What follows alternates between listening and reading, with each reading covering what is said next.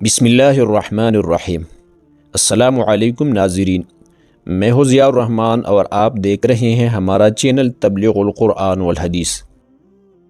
پیارے دوستو، پاکستان جیسے بہت سے مسلم ممالک جنہوں نے ابھی تک اسرائیل کو تسلیم نہیں کیا ہے، وہاں کے لوگ بہت ہی کم تعداد میں فلسطین یروشلم پہنچ پاتے ہیں۔ لہٰذا انٹرنیٹ ہی کے ذریعے لوگ یروشلم یعنی بیت المقدس دیکھتے ہیں اور اس کو جاننے کی کوشش کرتے ہیں۔ تو دوستو، دنیا کی 3 بڑے مذاہب اسلام، یہودیت اور عیسائیت کے لیے یروشلم یعنی بیت المقدس یکساں احترام رکھتا ہے۔ دوستو، اگر آپ گوگل پر مسجد اقصیٰ لکھ کر سرچ کریں تو رزلٹ میں آپ کو 99% ایک سنہری گنبد والی عمارت ہی دیکھنے کو ملتی ہیں، جس کے بارے میں یہ تأثر دیا جاتا ہے کہ یہ مسجد اقصیٰ ہے، لیکن حقیقت یہ ہے کہ یہ مسجد اقصیٰ نہیں ہے۔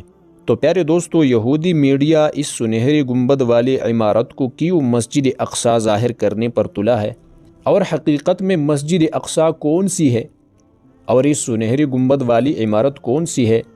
تو پیارے دوستو، یہ سب حقیقت آج کی اس ویڈیو میں ہم آپ کو بتائیں گے، لیکن اس سے پہلے اگر آپ نے ہمارے چینل تبلیغ القرآن والحدیث کو سبسکرائب نہیں کیا ہے تو برائے کرم سبسکرائب ضرور کیجیے گا، تاکہ ایسی حقیقت پر مبنی ویڈیوز آپ کو ملتی رہے۔ پیارے دوستو، سب سے پہلے اس سنہری گنبد والی عمارت کے بارے میں جانتے ہیں، جو کہ حقیقت میں مسجد اقصیٰ نہیں ہے بلکہ قبۃ الصخرہ ہے۔ دوستو، یہ قبۃ الصخرہ مسجد ہی ہے اور مسجد اقصیٰ کی احاطے میں ہی تعمیر کی گئی ہے۔ دوستو، قبہ عربی زبان میں گنبد کو کہا جاتا ہے، جبکہ الصخرہ چٹان کو کہتے ہیں، یعنی وہ عمارت جو چٹان پر تعمیر کی گئی ہے۔ اس کا گنبد سنہری کیوں ہے؟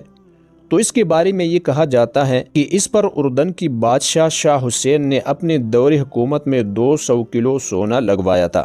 یہ قبہ جس چٹان پر واقع ہے وہ چٹان ایک قدرتی پتھر ہے جس کی لمبائی 54 فٹ اور چوڑائی 42 فٹ ہے۔ ناصر خسرو اپنے سفر نامہ میں لکھتے ہیں کہ اس کا کل احاطہ 100 گز ہے اور یہ غیر منظم شکل ہے، نہ مدورہ ہے اور نہ ہی مربع، یہ عام پہاڑوں کی طرح ہے۔ اسی چٹان کی نیچے ایک غار ہے جو مربع شکل میں ہے۔ اس غار کی لمبائی 11 فٹ اور زمین سے اونچائی 30 فٹ ہے۔ غار تک پہنچنے کے لیے قبلہ کی طرف 11 سیڑھیاں ہے اور غار کے دروازے کے پاس ایک عمارت ہے جو 2 ستونوں پر مشتمل ہے اور سنگ مرمر سے اس کی تزئین کی گئی ہے۔ تو پیارے دوستو، یہ عمارت جس چٹان کے اوپر تعمیر کی گئی ہے، مسلمانوں کی عقیدت اس چٹان کے ساتھ اس لیے ہے کیونکہ یہ عمارت ایک ایسی بابرکت چٹان کے اوپر تعمیر کی گئی ہے جس کے بارے میں مسلمانوں کا یہ عقیدہ ہے کہ اسی چٹان پر جب نبی مکرم حضرت محمد صلی اللہ علیہ وسلم نے جب قدم مبارک رکھا تو وہ معراج پر 7 آسمانوں کی سیر کے لیے تشریف لے گئی، جبکہ یہودیوں کا اس چٹان کے بارے میں عقیدہ یہ ہے کہ زمین اسی چٹان سے پھیلی ہے اور حضرت آدم علیہ السلام کا بدن اسی مٹی سے بنایا گیا ہے۔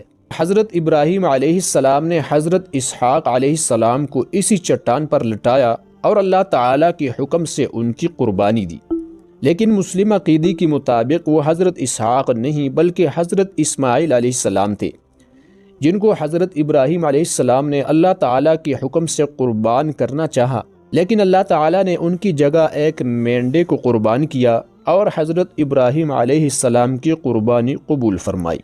آج بھی تمام مسلمان اسی سنت ابراہیمی کو لے کر عید الاضحیٰ مناتے ہیں اور جانور اللہ تعالیٰ کی راہ میں قربان کرتے ہیں۔ پیارے دوستو، مسجد الصخرہ کی تعمیر کئی مراحل سے گزری ہے۔ سن 74 ہجری میں خلیفہ عبد الملک بن مروان نے مسجد کی تعمیر شروع کروائی اور سن 86 ہجری میں ان کے بیٹے خلیفہ ولید بن عبد الملک نے اسے مکمل کروایا۔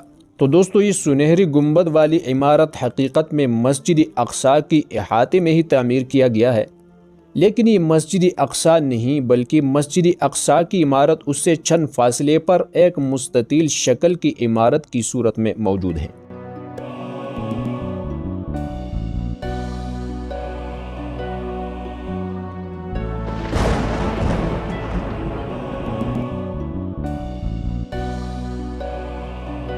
پیارے دوستو، مسجد اقصیٰ کی بنیاد بہت پہلی رکھی گئی ہے، جس کے مؤسس اول کے بارے میں مختلف اقوال ہے۔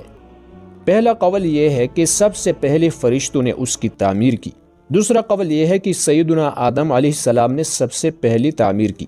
تیسرا قول یہ ہے کہ سیدنا سام بن نوح علیہ السلام سب سے پہلے تعمیر کرنے والے ہیں، اور چوتھا قول یہ ہے کہ سیدنا داؤد اور سلیمان علیہ السلام پہلے تعمیر کرنے والے ہیں۔ علامہ احمد بن عبد الواحد المقدسی فرماتے ہیں کہ ان سب روایتوں میں تطبیق ہو سکتی ہیں، وہ اس طرح کہ سب سے پہلے فرشتوں نے، پھر سیدنا آدم علیہ السلام نے، پھر سیدنا سام بن نوح، اور پھر سیدنا داؤد اور سلیمان علیہ السلام نے بالترتیب تعمیر کیا ہوں۔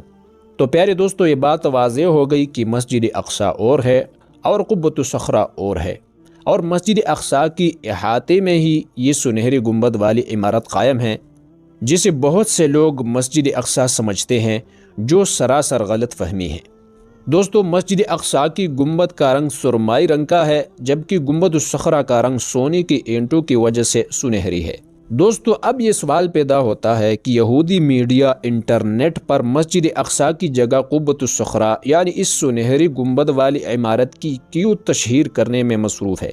تو اس کا جواب یہ ہے کہ اسرائیلی یہودی میڈیا مسلمانوں کے دماغ میں مسجد اقصیٰ کی اصل تصاویر کو ہٹا کر قبۃ الصخرہ بٹانا چاہتے ہیں، تاکہ یہ لوگ جب مسجد اقصیٰ کو شہید کر کے تیسرے ہیکل سلیمانی کی بنیاد رکھیں تو دنیا کی مسلمانوں کو قبۃ الصخرہ کی شکل میں مسجد اقصیٰ کا دھوکہ دے سکے۔ اللہ تعالیٰ سے دعا ہے کہ وہ ہم کو یہود و نصارہ کی سازشوں سے محفوظ رکھے، آمین ثم آمین۔ امید کرتا ہوں دوستو آج کی ویڈیو آپ کو پسند آئی ہوگی۔ اگر ویڈیو پسند آئی ہے تو ویڈیو کو لائک، شیئر اور کمنٹ میں اپنے رائے کا اظہار کر دیجیے گا۔